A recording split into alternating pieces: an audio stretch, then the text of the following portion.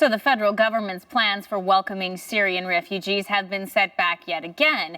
But for many private sponsorship groups across the country, what really matters is that their plans are going ahead.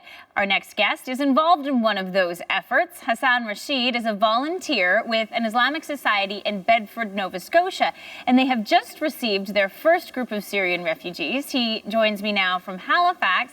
Mr. Rashed, your organization has just helped settle that first group. What do you have planned to help them celebrate their first New Year's Eve in Canada? First of all, thank you for having me, Lindsay. Basically, we're thrilled to welcome the first group of Syrian refugees. Actually, tonight in our center, we are gathered to celebrate two very special occasions. Number one, this week marks the birth of our Holy Prophet, Prophet Muhammad, and it also marks their arrival. So we're going to have a great celebration, and we're going to break the ice, introduce them to our community, and obviously offer the most of our aiding hand to help them settle and adapt in their new homeland, Canada.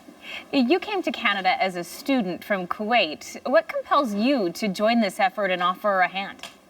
Absolutely. Well, once I came to Canada, there's one unique value that is shared across this whole country, and that is the principle of coexistence and diversity. And Canada never hesitated to offer that helping hand or welcoming arm to anyone in need. And I'm in a position where I can do the same and translate and reflect those Canadian values to my fellow Syrian refugees. So that is exactly why I am here today, to offer my help. What do you think some of the challenges may be they'll face in the first week? Number one, the most obvious challenge is the beautiful weather we have here. You know, it's snow time, so that will be a little bit difficult for them to adapt to. On top of that, some of them will have obviously a cultural shock. It's going to be completely different in terms of the language barrier, getting accustomed to the norms here in Canada. So this will slightly take some time, but obviously we have the tools in terms of people who share similar backgrounds from a nationality perspective that can assist them in overcoming such barriers. What sorts of things is your organization planning to help with that adjustment process?